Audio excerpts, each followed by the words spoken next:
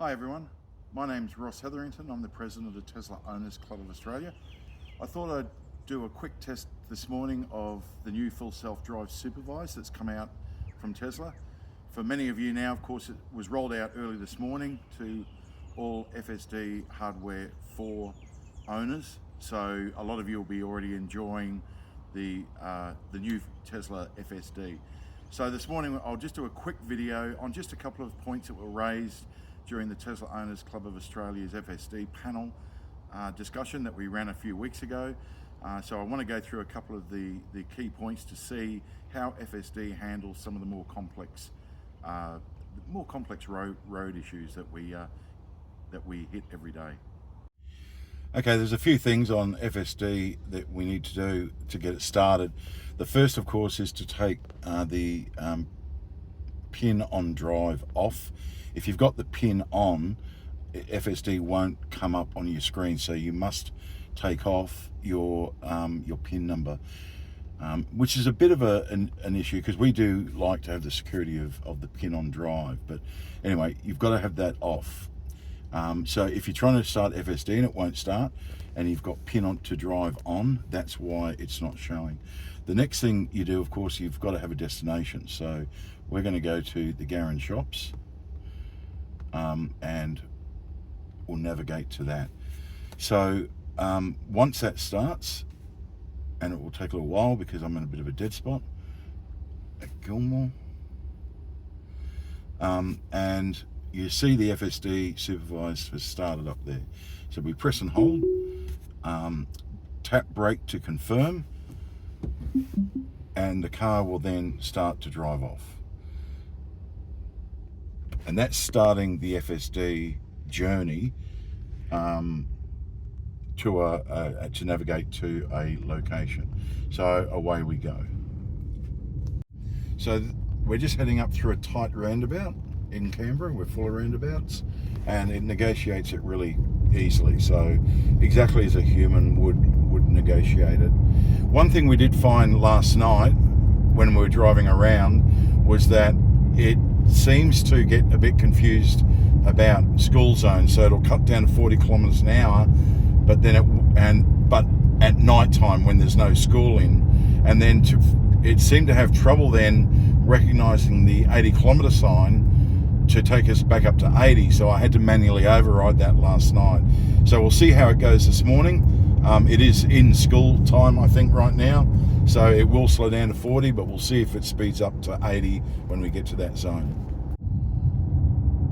So we're coming up to our first school zone just over the hill here in Gordon, in Canberra. So it should slow down to 40. It did, it did last night, even though it wasn't actually a 40 zone last night, because in Canberra it's between 8 to 4, the school zones. So we're approaching the school zone now. You can see the sign, and the indicators go to 40 up on the screen, so all good. Now there's a set of 80 signs down here. We'll see if it actually registers these. Last night it didn't, so we'll see if it picks these up and takes us back up to 80. There's a major roundabout as well, which is will be a good demonstration of how it handles the roundabout. So it's clicked up to 80. We'll see if the car, so we're now at the roundabout. We'll see if the car goes up to 80 on the other side. You see the traffic.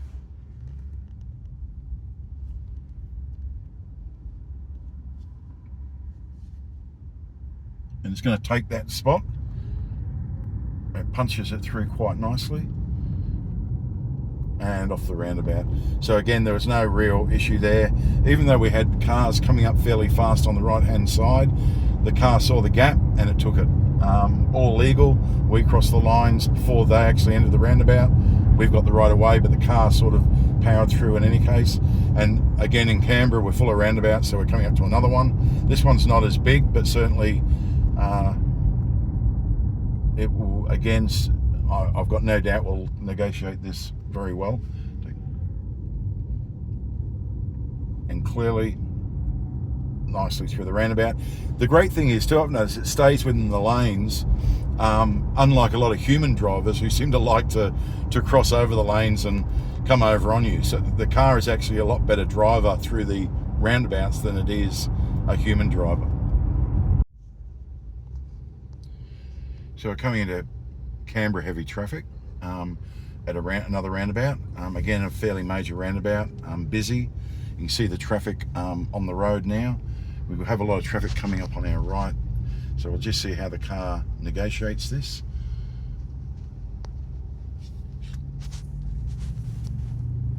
You can see the cars now coming up on my right. The guy in front's not moving, so of course we can't. But we'll see. This idiot is coming too fast on the roundabout.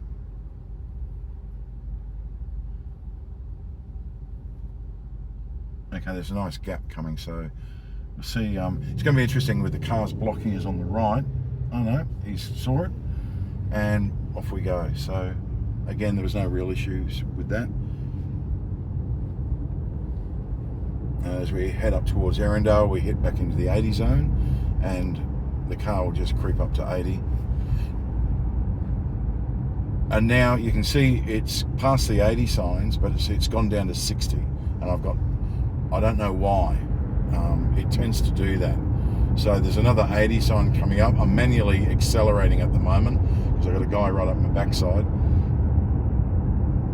It's gone to 80 on the screen now, so it's gone back. Now why it decides to go to another speed, I've got no idea.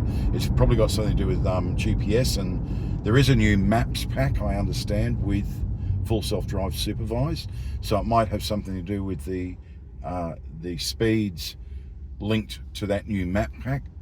It never used to do that on the old autopilot. It's only since we've got full self-drive supervised it's done that. Now last night when we were driving up here, it actually tried to do an illegal turn. You can't turn from the right-hand lane at the next roundabout. Sorry, you can't turn right from the left-hand lane at the next roundabout, but the car tried to, and I had to intervene. I think it's going to do the same thing.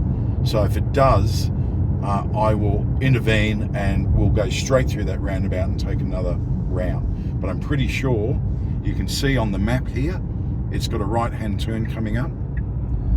Oh no, it's moving over. Now, whether that's learnt from last night, I don't know, because there is an AI learning bot in there that clearly learns. Last night it tried to do it from the left lane, but we'll see. But this is perfect. So it's made a liar out of me.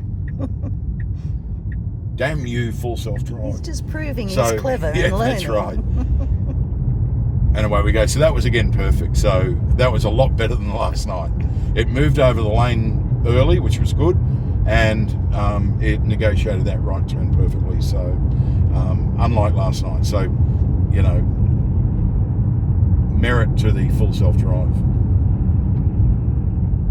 So we're just going down a slip road with the lights on the right at turn, but this is a through. Now under previously the full self-drive with red light recognition, the car would have tried to stop there, and I'd have to override it. With this new full self-drive supervised, it just sails through knowing that the lights are actually a red arrow and it's not meant for straight through traffic. So again, a big plus there. One thing I have noticed though is we've been in the right lane now for the last probably kilometre. We are sitting on the speed limit, so legally in the ACT you can stay in the right lane for 80 kilometres an hour and under speed zones. There's no keep left unless overtaking, unless it's over 80 kilometre per hour zone, then you must keep left. So realistically the car is actually complying with the law, but whether other car drivers like that or not is another thing. But anyway, that's just an observation. So we're coming up to the Canberra Hospital now. We're doing a left turn. We've just done a negotiated a major intersection. Look, the car's handling all this fine. I'm kind of not doing video of it because it's just normal driving.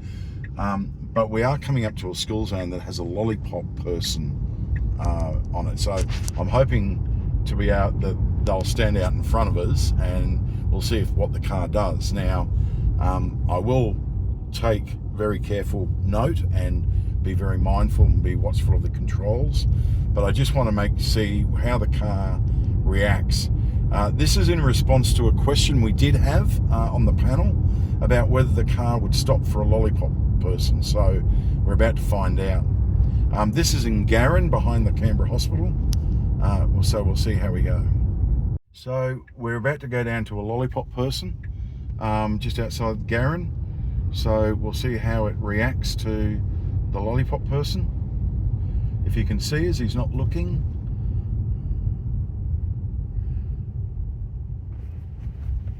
He's not going to make it, I don't think. Or is he? And there we go. He's stopped and we've got the full self-drive going. So I can't wind my window down. So there we go. That answers the question. Yes, it does stop for a lollipop person.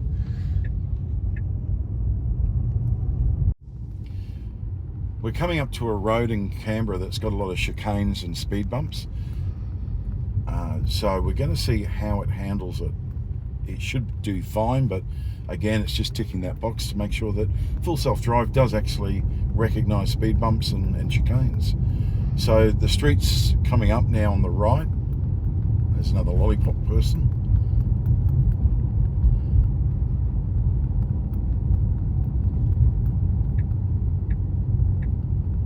Right, so we're entering the street, Dalrymple.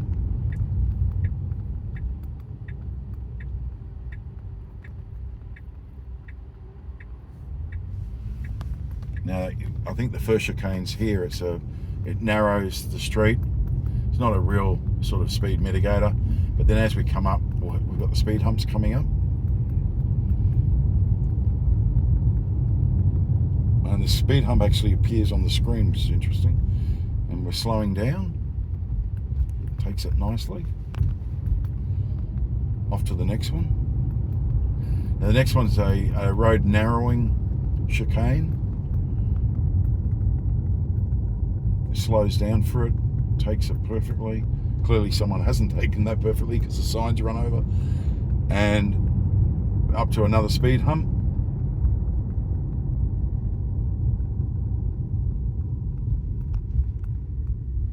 And it's perfect.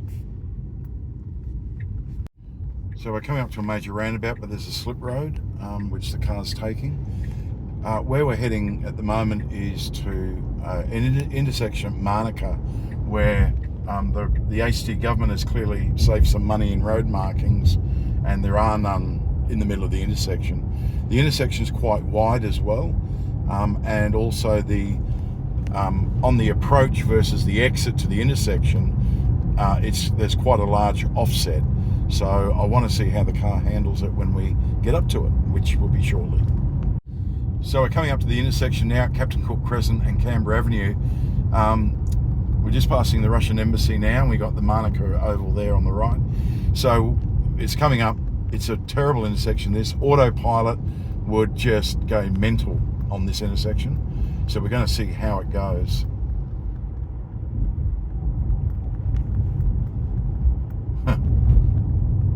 And it does it perfectly. Yeah. So autopilot would have gone nuts there because it would have lost the center line and it just didn't know what to do. Full self-drive, it's just pushed it through without any issues. So it just stopped for a pedestrian at the crossing, which was cool. It saw her quite early and so I just slowed the car down. So just a few things while we've just put in a cafe because we're going to go grab some breakfast over at Mitchell. So it's a bit of a drive there, but what we wanted to do was just quickly have a look at the screen. A couple of things I've noticed is if you want to see the map, we just touch that and you get your traditional map versus display. To take it back, we just swap it over and you're back to the full display. So that's an easy transition between the two. So the other thing too is we didn't know the address of the cafe that we wanted to go to. So what we did was we just found the street, we held it down and created a drop pin like that. Hit the go to the button to go to it, and then I just like you do autopilot. You just click the the right-hand stalk if you've got the old model, or on the new models, push the button, the scroll button, and full self-drive will activate and take you there. So it's really quite intuitive and easy to use. So yeah, we're coming up now to State Circuit, one of the biggest roundabouts in Canberra. But certainly, yeah, it's a bit of a drive over to Mitchell, but we'll start and stop the videos as we hit interesting things to show you how full self-drive handles it. So we're in heavy traffic on Commonwealth Bridge, and it wants to go left onto Parks Way here.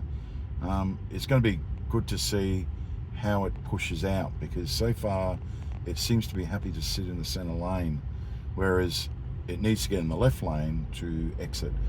Now, it's still got a little way to go, 600 metres, but I suppose a human probably would have gotten over by now into that left lane.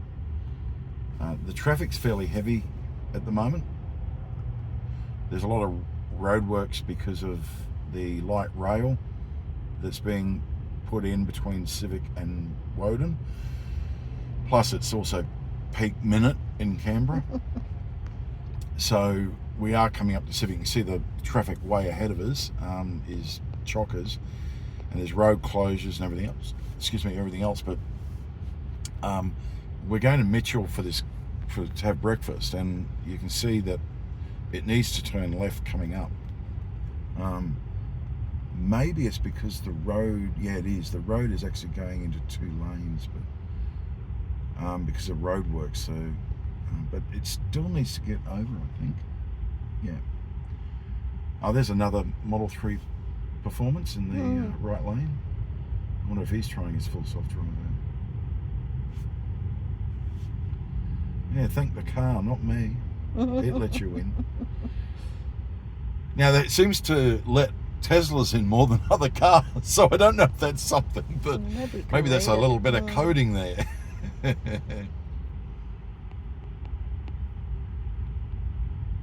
Alright, so it doesn't have a great deal of time. It's got 300 metres before it needs to go left, and it's made no attempt to get in that left lane.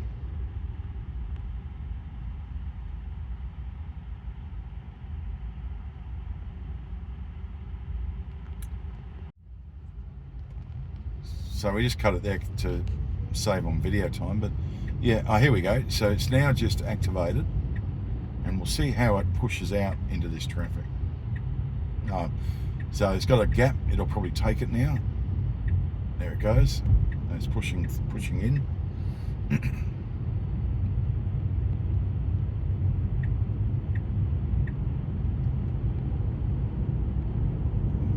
Don't know why I put the indicator on. There it goes. There's a lot of construction work here, so it might have thought that entrance there was the one to take and then realise it's not. And it's taking the exit.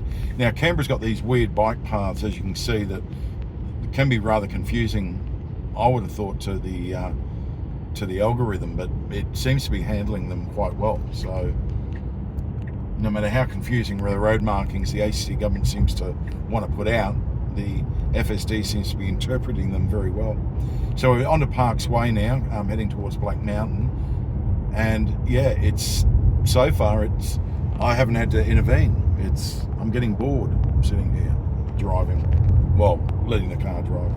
So we're coming up to the tunnel into a 90 zone. The car should hopefully increase speed. So, and it's increasing speed. So yeah, again, it's just doing what a normal driver would do. It's doing very well. I've had no phantom braking, no need to intervene, apart from that one time touching the accelerator to bring the car up to speed when it wouldn't come up to speed by itself. But yeah, here we are in a 90 zone. Now it's interesting, it's showing 80. I don't think we passed an 80 sign. I think it's all 90 here. So again, a random sign or a random number that has come up, just passing 90, and that hasn't changed. So yet we're doing 90k an hour. So that's a little confusing. Now we're coming up to the Glenlock interchange, and we've got to do a big loop on ourselves to get up onto the Tuggeranong Parkway. So we'll probably keep the recording running just for this little segment.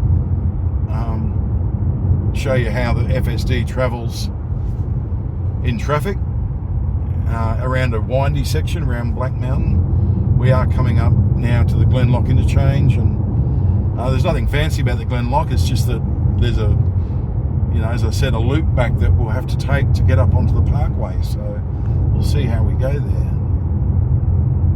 That 80 symbol hasn't changed. So now we're about to pass a double 90 sign, and as is always in Canberra, there's a tree in front of one of the signs. There you go. It's just changed over. But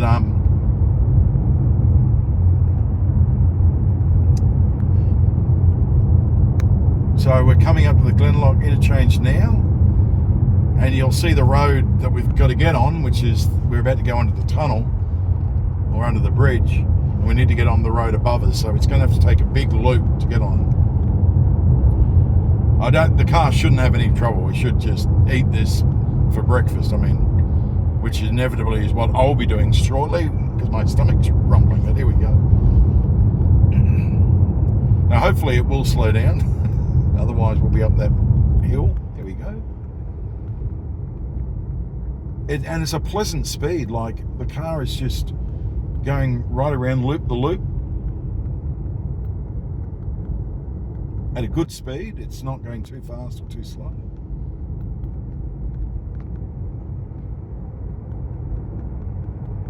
Got a Form 1 lane ahead.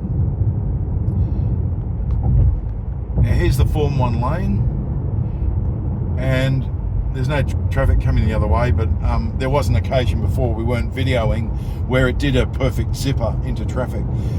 In the ACT, it is a requirement to indicate left or right when you're doing a Form 1 lane. And I know in some other states it's not a requirement. So I have noticed that it doesn't indicate when it's doing a Form 1 lane, which it should do in the ACT. And now we're on the parkway. Off we go towards Mitchell. So it's been a perfect journey. This is the future, folks. It really is an amazing piece of technology. And just remember, this is the first sort of version of the public release. It can only get better from here. This is just going to be fantastic.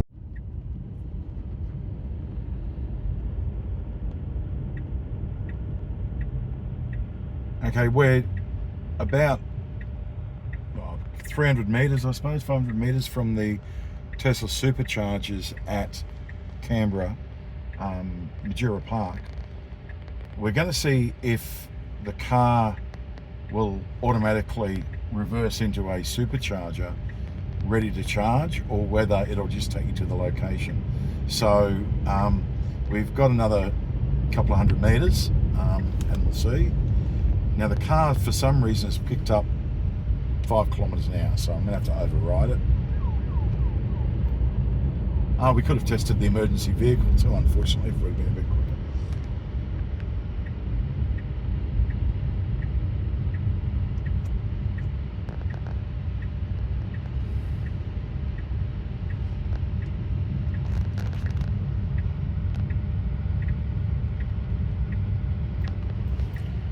So we're coming up to the superchargers, and we'll see what it does.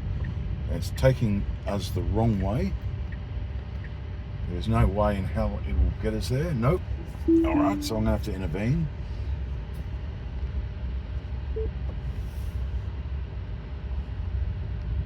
And I'll try it again just out on the main road when we go there.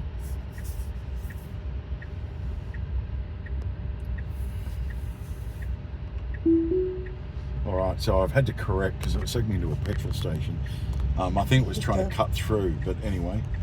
Maybe hit the thing. So let's see how it goes at the superchargers. So it's taking us in. There's 3 spare slots out of 6. And let's see how it goes.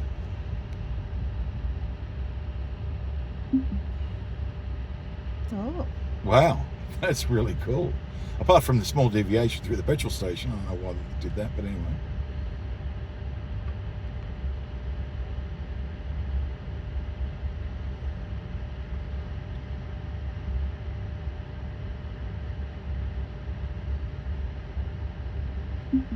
Now that is not the best park in the world, so we're actually, you can see on the screen here, we're actually right on the line, but hey, it tried and it got there pretty close, so yeah, not too bad. It will pick the supercharger a spare bay. Well, that's about it, folks. That's a quick look at the new full self-drive Supervised. I'm standing in front of my old Tesla with hardware version 3. Unfortunately, FSD will not work on hardware version 3 at this point.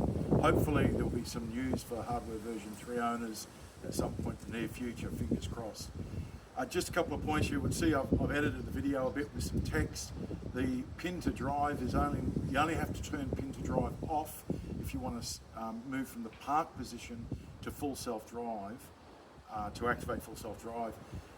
You can leave pin to drive on if you manually drive off from the park position and then just activate full self-drive as you normally would. So a bit of a correction there. The other one, as I said, in the ACT Form 1 lane, the car doesn't indicate. I'll correct that by saying sometimes it does, sometimes it doesn't on Form 1 lane. And as I said, in the ACT, it's legally, it should indicate to Form 1 lane. That's it from the Tesla Owners Club of Australia. I hope you've enjoyed this video and it's answered some of your questions about full self-drive. That's me signing off, folks, and thanks for viewing.